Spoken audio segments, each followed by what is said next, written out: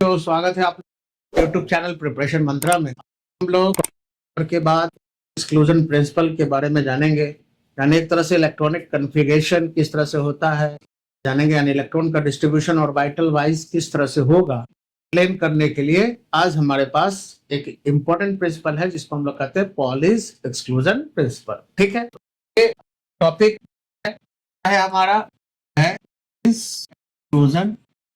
क्या कहा गया था पॉलीज एक्सक्लूजन प्रिंसिपल में?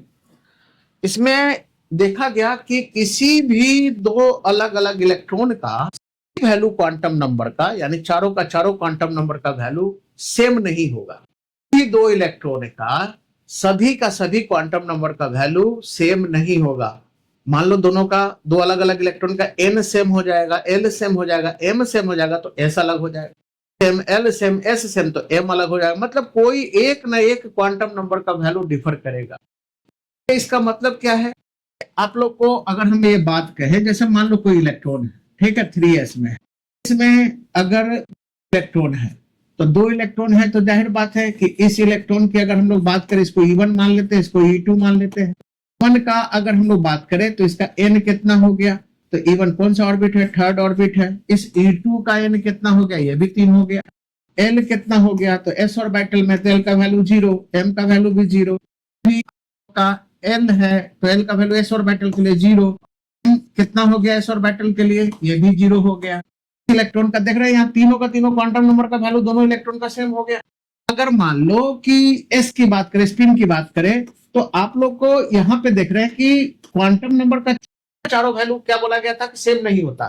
अभी तक n दोनों का same, l same, m same, लेकिन जब s देखेंगे तो ये ऊपर है, यानी क्लॉकवाइज के लिए s का वैल्यू इसका प्लस हाफ हो जाएगा और इसका माइनस हाफ हो जाएगा। इसका मतलब कि दो इलेक्ट्रॉन का तक क्वांटम नंबर का वैल्यू सेम हो सकता है, लेकिन चारों का चारों क्वांटम नंबर का वैल्यू कभी भी सेम नहीं कहना। कब होता? कब होता जब इसमें एक और इलेक्ट्रॉन डाल देते हैं, मान लो 3 अगर डाल देते, ठीक है, तो तीसरे के लिए क्या हो जाता? तीसरे के लिए आप लोग देख रहे हो, तीसरे के लिए आप लोग का n का वैल्यू कितना हो जाता? 3, l का वैल्यू कितना हो जाता? 0, m कितना हो जाता? 0 और s का वैल्यू प्लस हाफ। तो इसका मतलब है कि अगर 3 इलेक्ट्रॉन होता तभी जाके आप लोग का चारों क्वांटम नंबर का वैल्यू सेम हो सकता था, लेकिन आज तक किसी भी दो इलेक्ट्रॉन का अलग अलग, मतलब चारों क्वांटम नंबर का वैल्यू जो है वो चारों का चारों क्वांटम नंबर का वैल्यू आप लोग का सेम नहीं हो रहा है या नहीं देखा गया। इसका मतलब यह है कि एक ऑर्बिटल में दो से ज्यादा इलेक्ट्रॉन नहीं रहेंगे, क्योंकि अगर होता, अगर एक ऑर्बिटल में दो से ज्यादा इलेक्ट्रॉन होता तो वैसे इसमें किसी दो इलेक्ट्रॉन का चारों क्वांटम नंबर का वैल्यू सेम होता। अगर नहीं हो रहा है, ऐसा नहीं देखा गया है, इसका मतलब है कि एक ऑर्बिटल में मैक्सिमम दो ही इलेक्ट्रॉन होंगे, दो से ज्यादा इलेक्ट्रॉन नहीं। कहना चाह रहे थे हमारे पॉलिश साहब। ठीक है, तो पॉलिश साहब क्या कर रहे थे? आप लोग के आपका क्या मानना था, आपका क्या सोचना था? आइए उनके एक्सक्लूजन प्रिंसिपल में हम ये जाने। तो इनका क्या कहना था? कहना था पॉलिश साहब का कि no two electrons can have the value of all the values of quantum number same और है ना। यानी ये क्या कहे कि कोई भी ऐसा नहीं है जिसका सभी का सभी क्वांटम नंबर का वैल्यू या तो सेम हो या identical. No two electrons can have all the values of quantum number same or identical। यानी इसको दूसरे शब्दों में हम लोग देखें तो ये क्या कहना चाह रहे थे? ये कहना चाह रहे थे कि an orbital, यानी दूसरे शब्दों में अगर कहें in another word, तो हम लोग कह सकते हैं कि an orbital cannot have, है ना, more than इलेक्ट्रॉन्स, है ना। एक ऑर्बिटल में दो से ज्यादा इलेक्ट्रॉन हो ही नहीं सकते, ये कहना था किनका? पॉलिश साहब का, अपने एक्सक्लूजन प्रिंसिपल में। ठीक है, अब जैसे चेक कर लेते हैं। मान लो कि अगर हम लोग बात कर ले 3s2 का, तो मान रहे हैं कि s में एक ही ऑर्बिटल होते हैं और उसका ऑर्बिटल नंबर कितना होता है? 0। तो दो इलेक्ट्रॉन है तो एक क्लॉकवाइज तो दूसरा एंटी क्लॉकवाइज। इसमें अगर दोनों इलेक्ट्रॉन की, अभी हम लोग जो बात कर रहे थे, दोनों इलेक्ट्रॉन की बात करें तो इस इलेक्ट्रॉन की अगर देखें तो इसका n का वैल्यू आप लोग का कितना हो गया? n का वैल्यू इसका हो गया आप लोग का 3, है ना, थर्ड ऑर्बिट के लिए n का वैल्यू 3, l का वैल्यू कितना हो गया? 0। है ना, क्योंकि s ऑर्बिटल में है, इसका भी l का वैल्यू 0, वैल्यू इसका कितना हो गया 0, क्योंकि इसमें है s ऑर्बिटल में है। इस केस में भी m का वैल्यू 0, लेकिन इस केस में इसका वैल्यू कितना हो गया प्लस हाफ, इसमें इसका वैल्यू हो गया माइनस हाफ। देख रहे हो चारों का चारों क्वांटम नंबर का वैल्यू सेम नहीं है। इसका मतलब कि किसी भी दो इलेक्ट्रॉन का चारों क्वांटम नंबर का वैल्यू सेम नहीं होता, या फिर ये कह सकते हैं कि ऐसा इसलिए नहीं होता क्योंकि एक ऑर्बिटल में दो से ज्यादा इलेक्ट्रॉन नहीं रहते। ठीक है, तो ये इंपॉर्टेंट है, ये ध्यान में रखना है के अनुसार किसी भी ऑर्बिटल में दो से ज्यादा इलेक्ट्रॉन नहीं रहेंगे। और चेक कर लीजिए, है ना, अगर हम लोग केस ले अगर ले तो हम लोग देख रहे हैं कि पी में कितने ऑर्बिटल्स होते हैं 3, है ना। मैक्सिमम ऑर्बिटल निकालने का कि 12 + 1 से हम लोग ऑर्बिटल की संख्या निकाल लेंगे, और उसका वैल्यू कैसे लाई करेगा, -l से +l या +l से -l इंक्लूडिंग 0।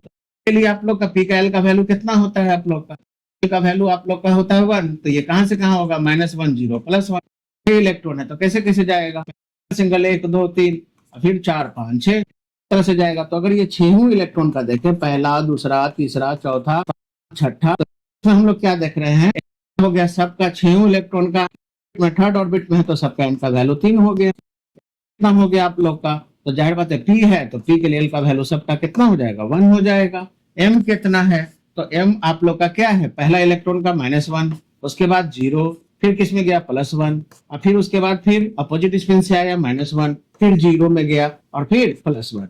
और एस कितना होगा, तो शुरू में पहला 3 सेम स्पिन से गया तो 3 का प्लस हाफ, और बाद में सब अपोजिट स्पिन से गया तो -हाफ। आप देख सकते हो कि कोई भी दो इलेक्ट्रॉन का चारों क्वांटम नंबर का वैल्यू सेम नहीं होगा। यहाँ पे देख रहे हो एन एल सबका सेम हो गया, लेकिन एम देख रहे हैं इसका -1 है तो इसका 0 है। आप कहोगे सर ये दोनों का -1 है, तो ये देख लो एस अलग है, इसका प्लस हाफ है तो इसका माइनस हाफ है। तो किसी भी आप देख सकते हो किसी भी दो इलेक्ट्रॉन का सभी क्वांटम नंबर यानी चारों क्वांटम नंबर का वैल्यू कभी भी सेम नहीं होगा, या फिर ये कह ले कि एक ऑर्बिटल में दो से ज्यादा इलेक्ट्रॉन नहीं रह सकते। ठीक है, तो इतना तो पता चल गया कि किसी भी ऑर्बिटल में दो से ज्यादा इलेक्ट्रॉन नहीं रहेंगे, और इसी के आधार पे इन्होंने ऑर्बिटल वाइज कॉन्फ़िगरेशन किया है ना पॉलिश साहब ने। तो अगर हम लोग ऑर्बिटल वाइज कॉन्फ़िगरेशन की बात करें पॉलिश एक्सक्लूजन प्रिंसिपल के अनुसार, तो हम लोग देख लिए कि अगर मान लो कि हम लोग बात करें, है ना, ऑर्बिटल वाइज, तो हम लोग किसी भी ऑर्बिटल में दो से ज्यादा इलेक्ट्रॉन नहीं रखना है। तो एस में अगर 2 इलेक्ट्रॉन है तो इसमें कितना ऑर्बिटल, 1 2 ही इलेक्ट्रॉन जाएगा। पी में 6 है, लेकिन ऑर्बिटल कितना है पी में, तो 3 ऑर्बिटल है आप लोग का, p x p y p z, है ना। तो सब में कितना इलेक्ट्रॉन जाएगा, 2 2 2। ठीक है, उसी तरह से डी में 10 है, तो डी में कितने ऑर्बिटल्स होते हैं, है ना, 5 ऑर्बिटल्स होते हैं। तो 5 ऑर्बिटल्स होते हैं तो सब में यानी डी एक्स वाई, है ना, इसमें 2, डी एक्स जेड इसमें 2, डी वाई जेड, है ना, इसमें, है ना, फिर d x square minus y square, है ना, इसमें, है ना, डी जेड स्क्वायर इसमें 2, है ना। तो सारे ऑर्बिटल्स में आप लोग देख रहे हो कि दो से ज्यादा इलेक्ट्रॉन नहीं होते। अब यहाँ पे अगर कॉन्फ़िगरेशन अगर लिखना हो, जैसे हाइड्रोजन का अगर लिखना हो तो कैसे लिखेंगे, तो 1s1, है ना, या लिथियम का हम लोग को दिखाना है 3 होता है तो इसका क्या हो जाएगा 1s2 2s1, है ना। इसी तरह से अगर कार्बन का दिखाना है तो कार्बन का कैसे हो जाएगा 1s2 2s2, है ना, 2 2 4 2px2 ग्राउंड स्टेट का, यही हो जाएगा आप लोग का 2py 2pz खाली है। नाइट्रोजन का अगर दिखाएंगे तो कितना हो जाएगा आप लोग का, तो 2px2, लेकिन अगर इसको हम लोग इस तरह से देखें ऑर्बिटल वाइज देखें तो 2px तो 3 ऑर्बिटल होता है ना, इसमें ऑर्बिटल होता है तो 3 ऑर्बिटल होता है, तो कैसे कैसे जाएगा, वो 3 ऑर्बिटल लिख देते हैं, यानी 2px है और 2pz है। ठीक है, तो कितना हो गया 2 2 4, इसमें तो हो गया। अब इसमें 2 है तो इसमें 1 जाएगा, इसमें 1 जाएगा। ठीक है, इस तरह से भरेंगे हम लोग। ठीक है, नाइट्रोजन की बात कर ले तो 7 होता है तो कैसे जाएगा 1s2 2s2, है ना, 2px 2py और 2pz, तो कैसे कैसे जाएगा, तो 2 2 4 है, 3 इलेक्ट्रॉन है तो सब में सिंगल सिंगल सिंगल। ठीक है, इस तरह से जाएगा। ऑक्सीजन की बात कर ले तो ऑक्सीजन में 8 होता है तो 1s2 2s2, अब क्या होगा इसमें 2px में 2, 2py में 1 और 2pz में कितना हो जाएगा 1। इसी तरह से क्लोरीन की अगर बात करें तो ये क्या हो जाएगा आप लोग का 1s2 2s2, है ना, इसमें 2px में 2, अब पेयरिंग शुरू हो जाएगा जैसे जैसे इलेक्ट्रॉन बढ़ेगा 2py1 2pz1। और उसी तरह से फ्लोरीन के बाद अगर नियोन में जाए तो इस केस में कॉन्फ़िगरेशन क्या हो जाएगा 1s2 2s2, है ना, 2px2 2py2 और इसी तरह से 2pz2। ठीक है प्यारे बच्चों, तो आप देख रहे हो कि किसी भी ऑर्बिटल में दो से ज्यादा इलेक्ट्रॉन नहीं हो सकते, और ये किसके अनुसार ये बात कही गई है, ये बात कही गई है पॉलेज एक्सक्लूजन प्रिंसिपल के आधार पर। करते हैं कि आप लोग समझ गए होंगे कि ऑर्बिटल वाइज कॉन्फ़िगरेशन किस तरह से करेंगे। अगर आप लोग को अगर हम कहें कि इसी तरह से अगर मान लो कि हमको सोडियम का निकालना है तो सोडियम का 11 होता है, तो कैसे निकालोगे? तो 1s2, उसके बाद 2s2, फिर p में, तो p में 3 ऑर्बिटल, 2px, 2py, 2pz, है ना। तो अभी तक 4 भर चुका है, 4 2 6, 2 8, 2 10, और 3s में कितना हो जाएगा? 1 हो जाएगा। ठीक है, तो इस तरह से हम लोग देखें कि किसी भी ऑर्बिटल में 2 से ज्यादा इलेक्ट्रॉन नहीं रह सकते, या फिर दूसरे शब्दों में कह ले कि किसी भी 2 इलेक्ट्रॉन का सभी क्वांटम नंबर का वैल्यू, चारों का चारों क्वांटम नंबर का वैल्यू कभी भी सेम या आइडेंटिकल नहीं होगा। तो ये था आप लोग का पॉलेज एक्सक्लूजन प्रिंसिपल। आशा करते हैं कि आप लोग को यह वीडियो समझ में आ रहा होगा, और इसी तरह के वीडियो को ज्यादा के लिए हमारे चैनल को सब्सक्राइब कीजिए, वीडियो को लाइक कीजिए, शेयर कीजिए।